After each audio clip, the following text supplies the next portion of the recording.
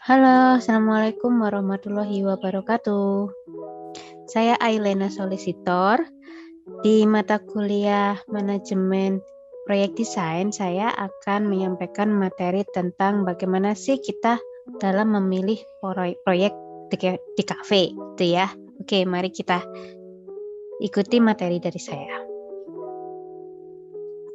Oke, nah di pertemuan 10 ini saya akan memberikan materi tentang pemilihan proyek di kafe ya. Nah, sebelum kita membahas tentang bagaimana sih memilih proyek di kafe yang yang baik, yang sesuai dengan kemampuan kita gitu ya. Nah, saya akan membahas dulu dan mengingatkan kembali ya apa sih yang disebut dengan manajemen proyek gitu ya, supaya kita tahu gitu ya. Nah, sebenarnya pada dasarnya manajemen proyek itu adalah praktek yang menerapkan pengetahuan tentang proses, keterampilan, alat, teknik untuk memastikan suatu proyek berjalan baik sesuai dengan tujuan dan persyaratan yang diinginkan, gitu ya. Nah, di dalam manajemen proyek itu yang pasti ada 4 poin yang harus diperhatikan gitu ya dalam manajemen proyek gitu. Jadi poin pertama adalah waktu. Itu maksudnya adalah durasi pekerjaan yang dimaksud. Jadi ketika kita mendapatkan proyek gitu ya, kita harus tahu waktu kita itu dalam mengerjakan proyek itu durasinya berapa lama gitu. Apakah sebulan, 3 bulan, 6 bulan atau setahun dan lain sebagainya, itu harus tahu. Karena dengan kita mengetahui waktu, kita bisa mengukur, dengan waktu sekian kita harus bisa sampai selesai gitu. Karena kalau proyek yang tidak ada waktunya, nah ini akan wasting time gitu ya. Kemudian yang kedua itu, poin kedua adalah biaya. Itu harus diperhatikan karena anggaran yang kita dapat itu pastinya nggak hanya untuk alokasi pekerjaan tersebut, tapi juga bagaimana dengan anggaran tersebut itu mengakomodir kebutuhan kita gitu ya. Apalagi kalau misalnya kita freelance atau mungkin kita kerja tim, kita juga harus memikirkan biaya dengan waktu yang sekian itu cukup atau enggak gitu ya, ideal atau enggak. Nah, itu harus diperhatikan. Kemudian yang poin ketiga itu adalah cakupan inovasi.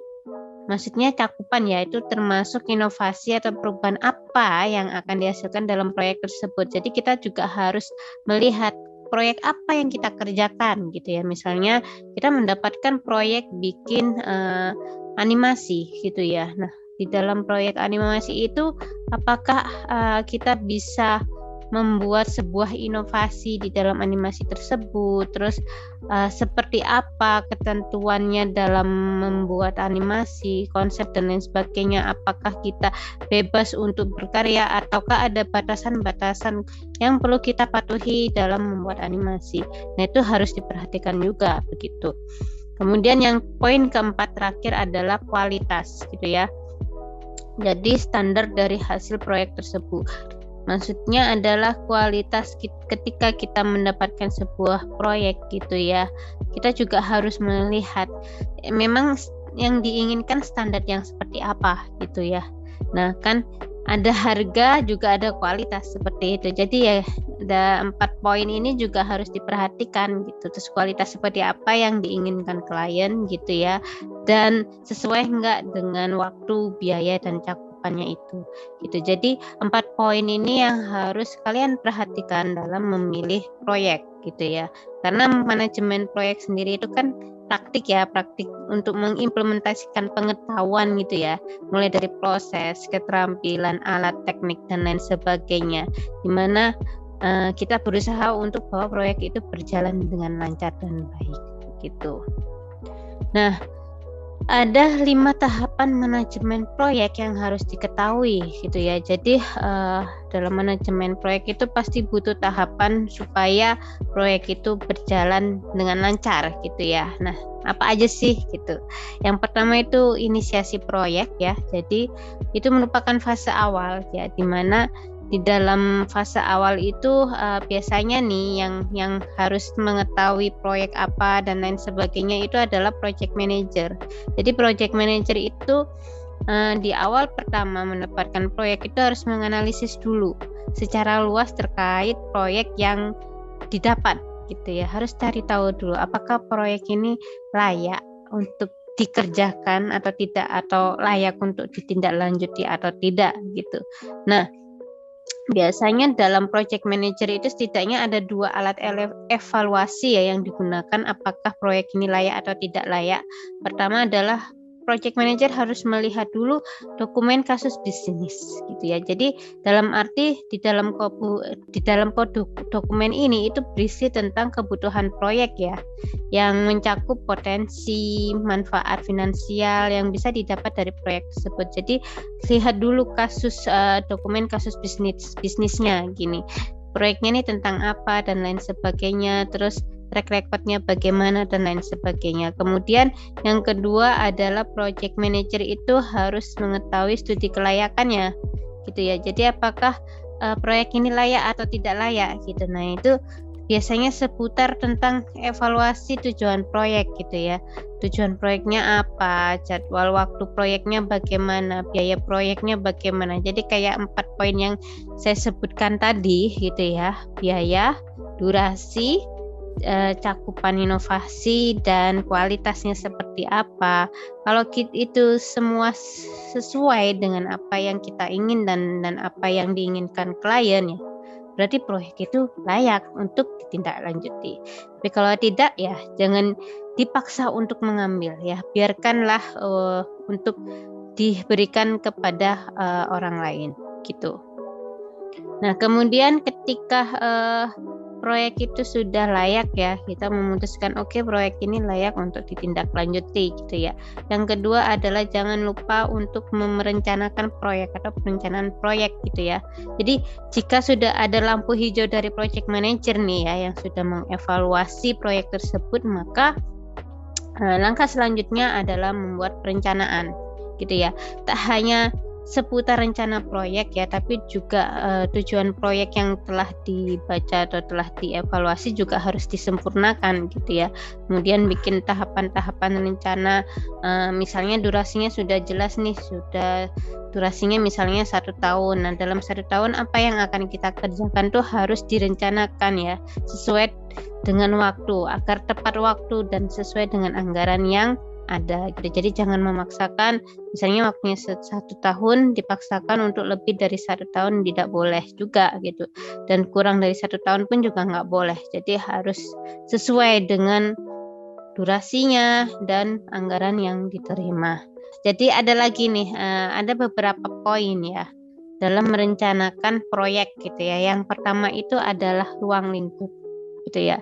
Jadi berisi tentang kebutuhan bisnis, tujuan, hasil, manfaat proyek, kemudian ada rincian jadwal pekerjaan. Jadi dari selama 1 tahun itu apa aja yang harus dikerjakan gitu, dan apa aja yang harus dikelola oleh tim. Nah, itu harus ada timeline-nya gitu ya. Kemudian yang terakhir adalah milestones ya. Jadi harus tahu sasaran proyeknya seperti apa yang harus dipenuhi, dan itu harus dituliskan gitu ya.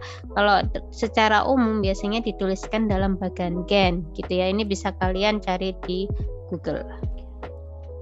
Nah, kemudian ada lagi bagan Gantt ya. Bagan Gantt itu alat yang digunakan untuk memvisualisasikan waktu pengerjaan dari proyek gitu. Jadi bahkan yang memudahkan kalian untuk nanti habis ini ngapain. Jadi hanya memvisualisasikan dari perencanaan tersebut gitu. Kemudian ada poin communication plan ya. Itu artinya adalah digunakan ya jika melibatkan pemangku kepentingan yang datang dari luar. Misalnya kita punya proyek tapi kita juga butuh tim dari luar, atau kita butuh kolaborasi atau kerjasama dengan pihak luar gitu, maka harus ada communication plan untuk bekerja sama dan lain sebagainya. Kemudian yang poin terakhir adalah risk management plan ya. Kita harus, setelah proyek kita terima, kita harus tahu dulu nih resiko yang bisa terjadi apa aja sih di dalam proyek tersebut gitu. Kita harus bisa mengidentifikasikan dulu gitu ya resikonya. Kemudian dari risiko itu kita harus tahu solusinya seperti apa gitu ya. Dan kita sesama tim itu harus punya komitmen gitu ya jika ada apa-apa, karena yang namanya kerja tim itu susah senang itu harus kita rasakan bersama itu. Kemudian ada pemantauan kontrol dan kontrol proyek ya. Jadi di dalam sebuah proyek pasti kita harus memantau ya sebagai seorang misalnya owner atau mungkin leadernya ya, leader dalam proyek tersebut. Kita harus bisa memantau, mengontrol proyek ya dari awal sampai proyek itu selesai gitu ya. Jangan sampai kita nggak ada controlling atau pemantauan, karena fungsinya adalah untuk melihat seberapa maju sih atau seberapa berkembangkah apa yang telah dikerjakan oleh tim gitu, supaya ketika nanti jika ada kendala di tengah-tengah itu kita bisa meminimalisir lah untuk mencari solusi atau menghentikan hambatan tersebut gitu ya. Nah, ada salah satu upaya efektif ya untuk mengetahui sejauh mana kemajuan proyek tersebut, biasanya menggunakan KPI ya atau Key Performance Index ya. Itu bisa kalian pelajari di Google ya, itu ada. Intinya adalah yang saya tahu bahwa itu adalah untuk memantau prosesnya gitu ya. Biasanya setiap bulan seperti apa kayak gitu tuh harus ada laporan bulan pertama itu prosesnya sampai mana, bulan kedua prosesnya sampai mana kayak begitu. Nah, lakukan pemantauan secara berkala ya, artinya tidak dari awal saja terus sama terakhir enggak, tapi tengah-tengah pun ada gitu ya. Misalnya selama proyek itu selama 1 tahun paling enggak 2 bulan sekali atau 1 bulan sekali, sampai proyek itu selesai dalam 1 tahun itu harus kita pantau dan kita kontrol gitu. Nah, yang terakhir itu adalah penutupan proyek gitu ya. Itu merupakan akhir dari tahapan manajemen proyek, yang artinya proyek yang ditangani ini telah rampung dan disetujui dengan standar yang diinginkan gitu ya. Jadi istilahnya apa ya, dalam penutupan proyek itu kita tidak hanya menutup saja gitu ya, tapi kita juga harus ada misalnya evaluasi kerja, evaluasi proyek dan lain sebagainya.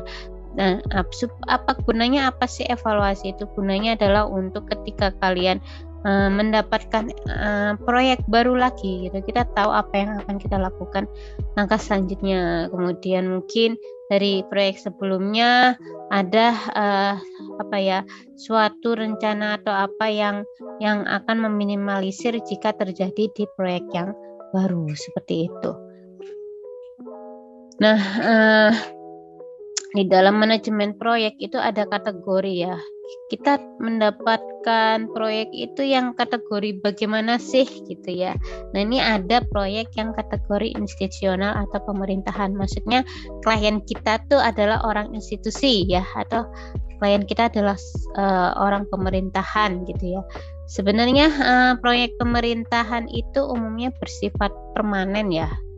Jadi karena status dan serta fungsinya yang memiliki nilai formal, representatif dan monumental gitu ya. Dan biasanya kalau proyek dari pemerintah itu pekerjaannya dalam skala besar gitu ya. Dalam skala besar, ukuran, terus biasanya sifatnya khusus gitu ya dari segi pemakaian, terus fasilitas merupakan fasilitas pemerintah pusat atau pemerintah daerah dan menjadi fasilitas pelayanan umum bagi masyarakat setempat. Dan biasanya tuh lokasi umumnya ya di daerah pemerintahan, pusat kota, daerah utama dan lain sebagainya gitu. Kemudian ada kategori komersial dan retail, artinya ini adalah proyek atau klien kita yang bukan orang pemerintahan, bukan orang institusi, biasanya lebih ke komersial atau swasta gitu ya. Nah, fasilitas yang dihasilkan dari pekerjaan desain ini bukan untuk memenuhi kebutuhan pribadi, melainkan diperuntukkan bagi kelompok publik atau umum. Jadi biasanya ya untuk kebutuhan si klien swasta itu gitu ya. Tapi kalau yang pemerintah tadi itu biasanya kebutuhannya untuk publik gitu ya, karena dirasakan untuk semua orang gitu ya, yang menjadi bagian dari pemerintahan kayak misalnya masyarakat dan sebagainya begitu. Tapi kalau komersial atau retail gitu ya, dan retail itu biasanya ya kepentingannya ya hanya untuk sebagian orang atau sekelompok orang gitu. Jadi dasar pemikiran dan tujuan utama bagi pemilik atau pemberi tugas adalah untuk menghasilkan nilai tambah atau keuntungan baik dalam bentuk uang ataupun finansial maupun bentuk lainnya begitu. Kemudian ada kategori hospitality gitu ya. Jadi kategori ini adalah jenis pekerjaan yang pengolahan desainnya yang digunakan untuk aktivitas yang bersifat menonjolkan unsur kemanusiaan yang khusus dan kompleks ya, sehingga akan sangat berkaitan dengan pelayanan guna memenuhi kebutuhan psikologis pemakainya. Jadi intinya lebih untuk kepentingan bersama gitu ya, untuk kepentingan masyarakat luas gitu, namanya hospitality, biasanya untuk pelayanan gitu ya, pelayanan publik seperti itu. Nah, dari sekian banyak ide atau solusi yang akan diimplementasikan ya dalam bentuk proyek, tentu akan diambil salah satu yang terbaik dan yang paling tepat layaknya dalam memilih jodoh. Iya dong, kita memilih proyek desain itu harus yang sesuai gitu ya, yang terbaik, yang sesuai dengan kemampuan kita. Jangan sampai kita memilih proyek desain itu yang nggak sesuai dengan kemampuan kita gitu. Karena ya sama kayak tadi, seperti layaknya memilih jodoh, cocok nggak atau nggak cocok. Kalau nggak cocok ya udah nggak usah dipaksain seperti itu. Kenapa? Karena biasanya kita untuk meminimalisir lah ya, menghindarkan resiko yang muncul saat kita mengerjakan proyek tersebut gitu. Nah, jika di tengah jalan gitu ya kita ada kesalahan dan apapun itu pasti tim itu akan tim dan kita itu akan berusaha ya untuk istilahnya menyelesaikan masalah itu semampunya gitu ya. Jadi maka dari itu memilih proyek desain tadi ya, yang pertama menyeleksi itu tadi ya, project manager itu tadi gitu ya. Jadi harus dipilih dengan sebaik mungkin. Nah, ini ada tips ya dalam memilih proyek desain ya untuk kalian yang freelancer atau mungkin kerja bertim dengan teman kalian gitu ya. Ada kok cara memilih proyek desain yang baik gitu ya, baik yang sesuai dengan kemampuan kita gitu ya. Yang pertama itu persiapkan data awal dulu gitu ya. Nah, data awal itu seperti kayak quality performance, business performance, cost performance, dan lain sebagainya gitu ya, maupun data-data digital seperti user journey yang dapat Anda tarik dari divisi business intelligence gitu ya.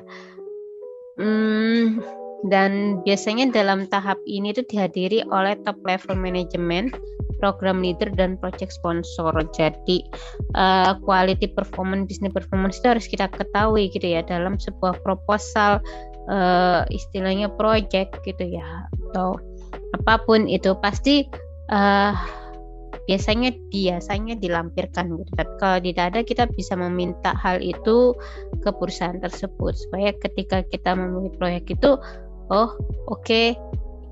ini proyek bisa dipakai untuk kerjaan kita gitu ya. Tapi bukan berarti ketika kita memilih belum tentu si klien itu dengan kita gitu ya. Klien pun juga memilih biro desain itu juga melihat performa kita gitu ya. Jadi kualitas kita, bisnis performance kita, terus operation performance kita dan lain sebagainya itu juga dilihat. Jadi paling nggak saling melihat lah antara klien dengan pihak biro desain gitu. Kemudian yang kedua itu jangan lupa lakukan analisis terhadap variabel-variabel masukan gitu ya, seperti VOC, VOB, VOP, dan VOE gitu ya. Itu bisa kalian pelajarin ya di Google ya. Yang pasti salah satunya misalnya ya VOC, Voice of Customer. Kita harus tahu dulu kira-kira proyek yang saya dapat ini, misalnya kita membuat sebuah iklan produk gitu ya. Nah, customer produk ini siapa sih gitu ya? Apakah customernya remaja, orang tua, anak-anak dan lain sebagainya. Nah, ketika kita tahu apakah kita bisa mengerjakan hal tersebut gitu. Misalnya customer produk ini adalah ini ya remaja gitu ya, apakah kita punya talent remaja dan lain sebagainya, itu harus dipikirkan baik-baik gitu ya. Jadi harus dianalisa gitu ya, apakah sesuai dengan kemampuan kita dalam mengerjakan hal itu. Kalau tidak sesuai ya jangan diambil gitu. Nah, kemudian ada poin ketiga, yaitu pilihlah tema proyek ya menggunakan prinsip Pareto 80-20 gitu ya. Jadi isu atau permasalahan yang dianalisa pada tahap 2 dimasukkan ke dalam list dan hitung jumlah akumulatifnya. Maksudnya gini, kenapa kita milih tema proyek itu menggunakan prinsip Pareto 80-20 gitu ya. Kalau saya pernah baca gitu ya, Pareto 80-20 atau aturan 80/20 itu adalah salah satu konsep yang paling membantu untuk kehidupan dan manajemen waktu. Jadi aturan yang dikenal seperti ini. 20% dari aktivitas Anda ya, dari pekerjaan yang saya kerjakan itu harus menghasilkan 80% dari hasil Anda gitu. Itu namanya Pareto 80/20 gitu. Kemudian poin yang terakhir yang keempat yaitu lakukan klarifikasi dan screening. Ya, klarifikasi pada judul proyek dan screening. Jadi ketika kita melihat proposal, kita harus lihat dulu tuh proposalnya tuh dari cover sampai habis gitu ya. Jangan lihat cover sebentar kemudian langsung lihat isinya, enggak, jangan gitu ya. Kita harus perhatikan dulu covernya seperti apa. Di situ ada judulnya tentang apa, proyek apa, terus kemudian itu proyeknya siapa gitu, kita harus tahu gitu ya. Kita harus baca itu dengan hati-hati dan pelan-pelan gitu ya. Nah, itu yang harus diperhatikan.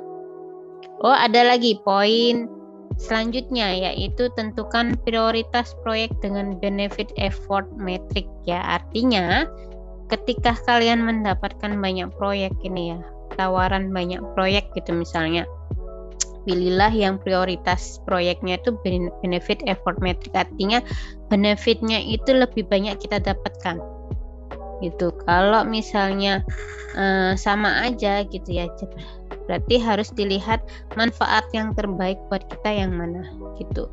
Kemudian poin selanjutnya adalah tuangkan seluruh proses pemilihan proyek ini ke dalam project charter yang mencakup judul proyek, lingkup proyek, sasaran proyek, anggota proyek, timeline proyek.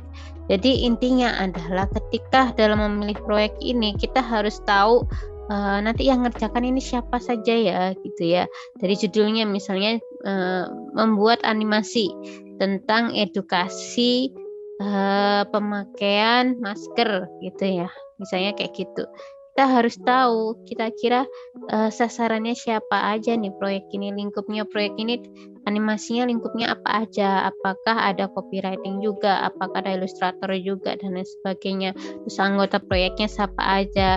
Jangan lupa kita juga harus bikin timeline proyek durasi 1 tahun ini nanti harus bagaimana, seperti itu gitu ya. Oke, terima kasih. Itu tadi dalam materi saya tentang pemilihan proyek di kafe ya. Nah, jadi yang harus kalian perhatikan ya sebelum saya pamit ya, ada 4 poin ya. Yang pertama itu adalah durasi ya. Durasinya itu harus kalian perhatikan. Yang kedua adalah biaya ya, dengan durasi sekian apakah anggarannya mencukupi gitu ya untuk mengerjakan proyek tersebut. Kemudian yang ketiga adalah cakupannya.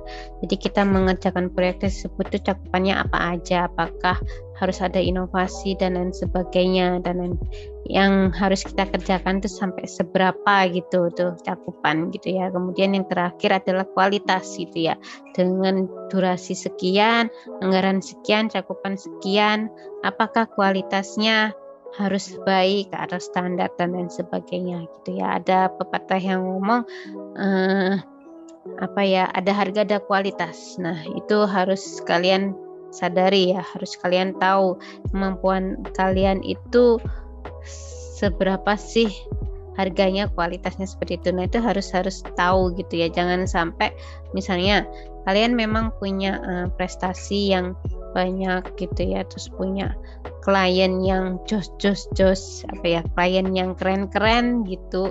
Tapi ketika dapat proyek baru lagi ternyata tidak sesuai dengan apa ya, dengan kualitas kalian ya, jangan diambil gitu ya.